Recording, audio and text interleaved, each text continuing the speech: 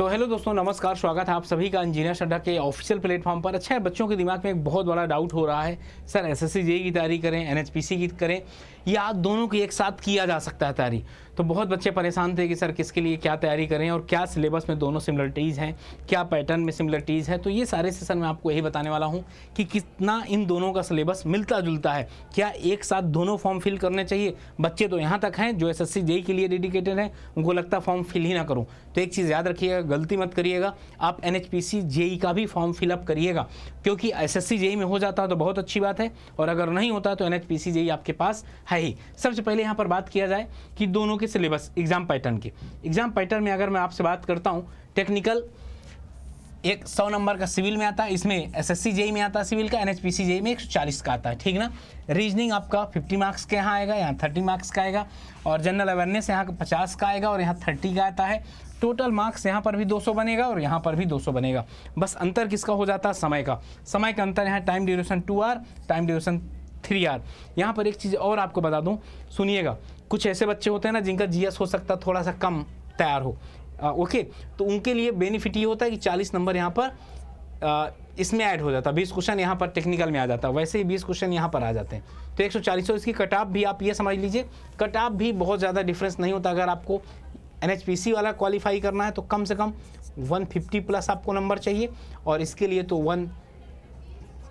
125 plus number चाहिए। तो बहुत ज़्यादा अंतर नहीं होता। ये जो 25 नंबर आपको बढ़ा हुआ दिख रहा है ना, ये पता क्यों बढ़ा हुआ दिख रहा है आपको? टेक्निकल की वजह से, कि ये 40 में से बच्चे आराम से 20 से 25 क्वेश्चन कर लेते हैं, वही ये नंबर बढ़ जाता है, ठीक ना।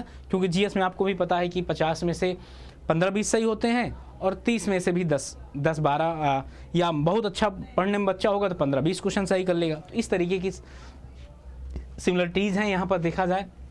दोनों में 1/4 निगेटिव मार्किंग है, तो दोनों में एग्जाम पैटर्न भी नियर अबाउट सारा कुछ सेम है, कुछ एक्स्ट्रा पढ़ना ही नहीं।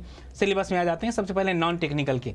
रीजनिंग में देखा जाए तो सब कुछ हुई है, यहाँ पर सेम टॉपिक है, सब कुछ हुई है, सेम टॉपिक है। यहाँ पर करंट अफेयर हो गया, history, culture, geography, Indian polity, scientific research, general science, economy, static G के, पूरा इसमें भी हुई है। कोई भी चेंजेस नहीं, अगर आप ये पढ़ लोगे तो भी आपका ये निकल जाएगा, कोई भी चीज़ एक्स्ट्रा नहीं पढ़ना। आगे बात किया जाए सिविल इंजीनियरिंग में, जो एक महत्वपूर्ण रोल प्ले करता है दोनों एग्जाम की अगर बात की जाए। पहले अगर बात करता हूँ मैं बिल्डिंग मटेरियल का। बिल्डिंग मटेरियल में यहाँ पर आप देख लीजिए, type properties, use, test material, ये दोनों में सेम होगा। सर्वेइंग में भी पूरा सेम होगा। लेवल यहाँ पर थोड़ा सा भी चेंज होगा, यहाँ पर मेंशन हो गया होगा कि लेवल में यहाँ पर चेंजेस है। दोनों का सेम लेवल रहने वाला है। बस एक चीज़ ये होता है इसमें, जैसे कि 5 से 10 पर, इसमें 10% अगर मैं न्यूमेरिकल मानता हूँ तो इसमें कितना हो जाएगा? 15 से 20%। बस इतना अंतर होता है, इतना अंतर होता है। बाकी दोनों थ्योरेटिकल पेपर होता है। आरसीसी की बात किया जाए, डब्ल्यूएसएम, एलएसएम, फुटिंग स्लैब दोनों में आता है। आगे बात किया जाए इन्वायरमेंटल में, तो पूरा इन्वायरमेंटल आता है, जैसे कि वेस्ट वाटर डिस्पोजल और एयर पोल्यूशन, ये सब इसमें भी है, इसमें भी है। Canal design, water logging, dam, ये पूरा का पूरा सिलेबस है। बस उसको मैं थोड़ा सा शॉर्ट में लिख कर लेकर आया हूँ, ठीक ना सर। तो यहाँ पर ये आपका हो गया हाइड्रोलिक्स और फ्लूइड मैकेनिक्स या ओसीएफ। यहाँ पर आप ये ओपन चैनल फ्लो लिखा हुआ, सब ज़्यादा इंपॉर्टेंट। सॉइल मैकेनिक्स में property of soil, classification, compaction, permeability, सेरेशन, मतलब पूरा का पूरा सॉइल है आपका। तो आप ये नहीं कह सकते, ये बस थोड़ा सा शॉर्ट में आपको दिख रहा होगा। स्टील डिजाइन में अगर बात किया जाए, यहाँ पर रिवेटेड बोल्टेड कनेक्शन, लेकिन यहाँ पर डिटेल में नहीं पूछा जाता, यहाँ पर बहुत ज़्यादा डिटेल में नहीं आता है आपके एनएचपीसी जेईई में। आपका सोम दोनों में सेम रहता है, ओके। और इसके बाद आपका एस्टिमेशन कॉस्टिंग दोनों में सेम रहता है। इसमें 8 से 10 नंबर का आपके एग्जाम में आता है, और यहाँ पर भी 7 से 8 नंबर का आता है। और हाईवे में बात किया जाए, यहाँ 5 से 6 नंबर का वेटेज रहता है। और यहाँ पर देखो, फोकस मोर ऑन हाईवे, क्योंकि यहाँ पर 10 से 15 क्वेश्चन का वेटेज हो जाता है, 10 से 15 क्वेश्चन आ जाते हैं। जहाँ पर कुछ भी ऐसा होगा वहाँ पर ज़रूर बता दिया गया होगा।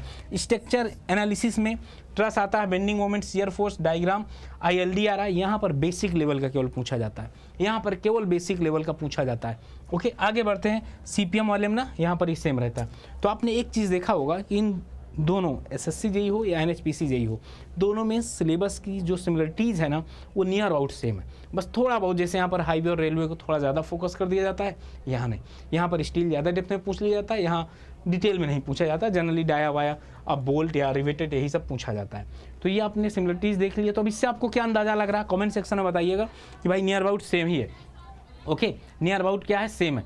और मैं एक चीज़ बता दूं कि अभी जैसे टीचर्स डे सेल चल रही है, तो टीचर्स डे स्पेशल पे आप लोगों को रिटर्न गिफ्ट मिल रहा, मतलब 27 मंथ की वैलिडिटी रहेगी आपकी। कितनी? 27 मंथ की वैलिडिटी रहेगी, 80% ऑफ रहेगा। और मैक्सिमम डिस्काउंट के लिए आपको एक चीज़ सजेस्ट कर दे रहा हूँ, कूपन कोड Y579 लगा दीजिएगा। क्या? 579।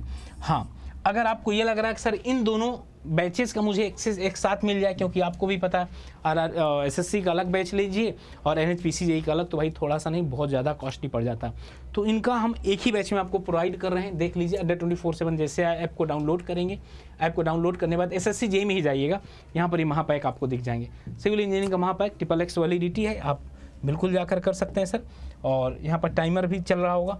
तो ये कितने का मिल जाएगा? Y579 जैसे लगाओगे 2362 रुपये का मिल जाएगा, ठीक ना।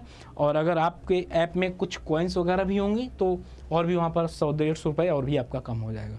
तो देर नहीं करना यार, जाकर फटाफट ज्वाइन कर लेना है आपको। बाकी फिर और अगर कोई मेंटरशिप की ज़रूरत होगी तो हम आपके साथ हैं भाई। डेली शाम के 6 बजे मेरी यूट्यूब के अंदर क्लास चलती है फ्री ऑफ कॉस्ट। आप वहाँ पर भी जुड़कर ये जान सकते हैं कि जो टीचर है वो कैसे पढ़ा रहा, कैसे नहीं पढ़ा रहा। ये सारी चीज़ें आप लोगों के लिए बहुत बेनिफिशियल रहने वाली है। ये सेशन इस वजह से रखा गया था कि ताकि आप ज़्यादा से ज़्यादा पढ़ाई करें, फोकस्ड हो जाएं अपने एग्ज़ाम के लिए। बाकी सारी चीज़ें यहाँ पर बताते रहते हैं। तो आई होप आपको सेशन काफ़ी अच्छा लगा होगा। तो जाकर सेशन को लाइक करिएगा, चैनल को सब्सक्राइब करना मत भूलिएगा। जय हिंद सर।